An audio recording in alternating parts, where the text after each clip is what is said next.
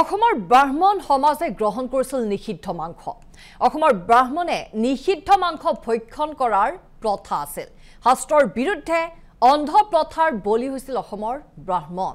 অসমৰ ব্ৰাহ্মণ সমাজক লৈ শংকৰাচাৰ্যৰ এটা বিতৰ্কিত মন্তব্য।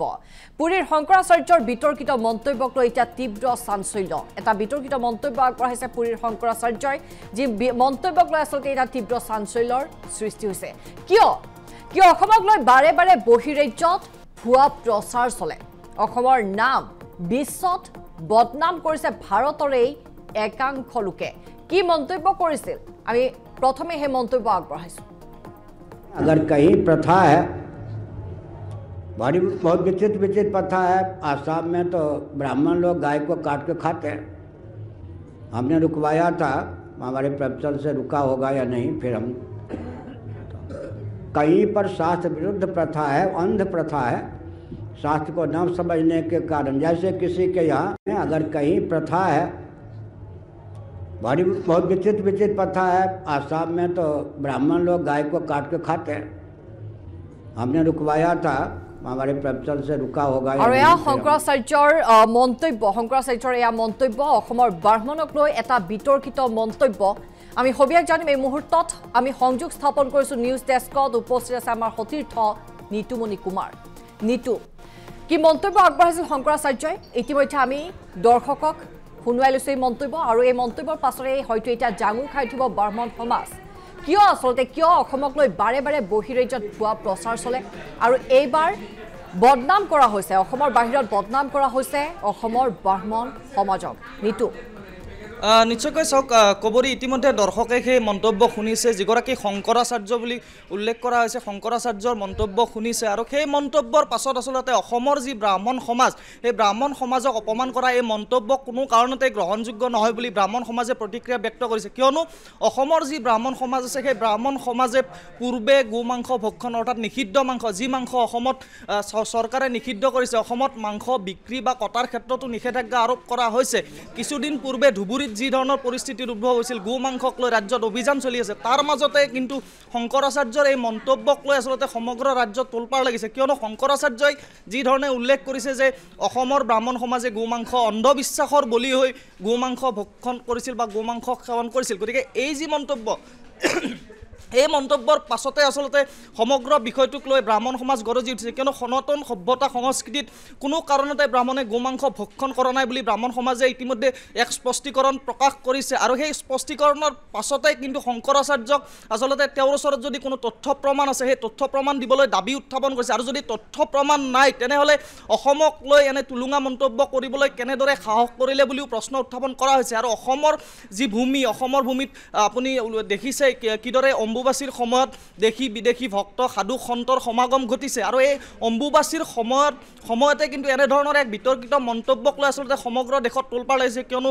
যি শক্তিপীঠ কামাখ্যা, সেই শক্তিপীঠ কামাখ্যাত যিসকল সাধু সন্ত, সনাতন সাধু সন্তৰ সমাগম ঘটিছে, আৰু সেই সাধু সন্তৰ সমাগমৰ মাজতে কিন্তু এনেধৰণৰ যি বিতৰ্কিত মন্তব্য, এই বিতৰ্কিত মন্তব্যই আচলতে অসমক বিশ্বৰ সন্মুখত বা দেশৰ সন্মুখত আচলতে এক প্ৰকাৰ হেয় প্ৰতিপন্ন কৰা বুলি ব্ৰাহ্মণ সমাজে বিশ্বাস কৰিছে, আৰু যাৰ বাবে আচলতে এগৰাকী শংকৰাচাৰ্যক ক্ষমা খুজিবলৈ দাবী উত্থাপন কৰিছে। কিন্তু প্ৰশ্ন হ'ল, কিয় বাৰে বাৰে অসমক লৈ এনেধৰণৰ হেতালি খেলা বা পৰিলক্ষিত হয়, বা এনেধৰণৰ বিতৰ্কিত মন্তব্য কৰা পৰিলক্ষিত হয়? কালিৰ দিনটোত যদি আপুনি লক্ষ্য কৰে, অম্বুবাচীৰ সময়তো কিন্তু অসমক লৈ আচলতে বিতৰ্কিত মন্তব্য কৰা পৰিলক্ষিত হৈছিলে। যি উলমা বাবা, কালিৰ দিনটোত উলমা বাবাৰ এক দৃশ্য ভাইৰেল হৈছিলে, আৰু সেই দৃশ্যত কোৱা হৈছিল যে অসমক ভিখাৰী বুলি উল্লেখ কৰিছিলে উলমা বাবাই। কিন্তু এইসকল যি বাবা বা সাধু সন্ত, এই বাবা সাধু সন্তই অসমৰ আৰু অসমীয়াৰ যি ধৰণৰ মন্তব্য, টুলুঙা মন্তব্য কৰিছে অসম আৰু অসমীয়াক লৈ, এই মন্তব্য কিমান দূৰ গ্ৰহণযোগ্য, চৰকাৰ প্ৰশাসনে এই মন্তব্যক কেনেধৰণে লয়, সেয়া পৰৱৰ্তী সময়ত লক্ষণীয় হ'ব। কিয়নো সনাতন সভ্যতা সংস্কৃতিত যি গো মাতাক পূজা কৰা হয়, সেই গো মাতাক লৈ আচলতে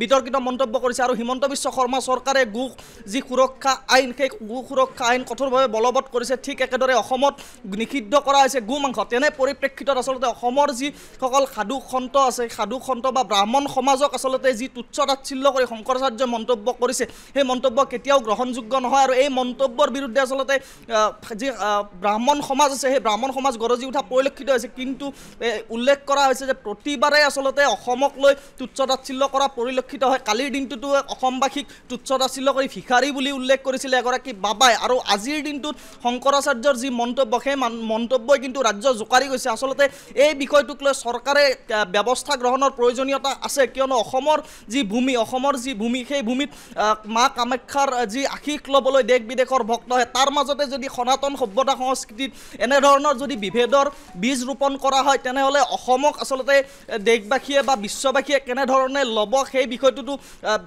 গুৰুত্ব প্ৰদান কৰাৰ প্ৰয়োজনীয়তা আছে কিয়নো বৰ্তমান যি পৰিস্থিতি সেই পৰিস্থিতিত কিন্তু এনেধৰণৰ মন্তব্য এনেধৰণৰ যি উচতনিমূলক বক্তব্য অথবা এনেধৰণৰ যি ভাষণ সেই ভাষণ কেতিয়াও গ্ৰহণযোগ্য নহয় আৰু যদি পূৰ্বৰ ইতিহাসৰ কথাও যদি চোৱা যায় তেনেহ'লে সেই ইতিহাসতো কিন্তু কোনো ধৰণৰ এনেধৰণৰ মন্তব্যৰ এনেধৰণৰ বিষয় উল্লেখ নাই গতিকে এই যি বিতৰ্কিত মন্তব্য কৰিছে অন্ধবিশ্বাসৰ বলি হয় বুলি উল্লেখ কৰিছে শংকৰাচাৰ্যই কিন্তু তেওঁৰ ওচৰত কি প্ৰমাণ আছে যে অসমৰ ব্ৰাহ্মণ সমাজে গো মাংস ভক্ষণ কৰে বা গো মাংস খায় যদি তেওঁৰ ওচৰত প্ৰমাণে নাই তেনেহ'লে তেওঁ নিশ্চয়কৈ অসমবাসী আৰু ব্ৰাহ্মণ সমাজৰ ওচৰত ক্ষমা খোজাৰ প্ৰয়োজনীয়তা আছে আৰু চৰকাৰেও এই বিষয়ত নিশ্চয়কৈ পদক্ষেপ গ্ৰহণৰ প্ৰয়োজনীয়তা আছে কবৰী মুহূৰ্তত আপোনাক ধন্যবাদ জনাইছোঁ আৰু আমি ইয়াতে ক'ব লাগিব যে এয়াই প্ৰথম নহয় কিন্তু যেতিয়া ৰাজা ৰঘুবংশীৰ হত্যা হৈছিল তেতিয়াও একাংশ ৰাষ্ট্ৰীয় সংবাদ মাধ্যমে আচলতে এইটো প্ৰচাৰ কৰিব বিচাৰিছিল যে কামাখ্যা ধামত নৰবলি হয় তাৰ পাছতে কামাখ্যা ধাম কৰ্তৃপক্ষৰ তৰফৰ পৰা ক্ষমা খোজাৰ দাবী আহিছিল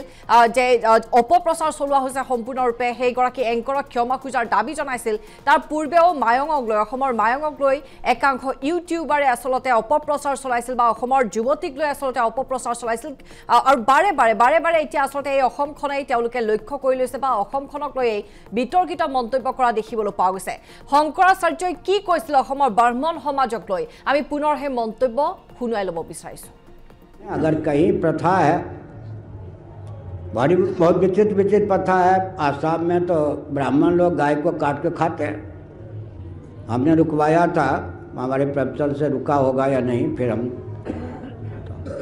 कहीं पर शास्त्र विरुद्ध प्रथा है अंध प्रथा है शास्त्र को न समझने के कारण जैसे किसी के यहाँ अगर कहीं प्रथा है बहुत विचित्र प्रथा है आसाम में तो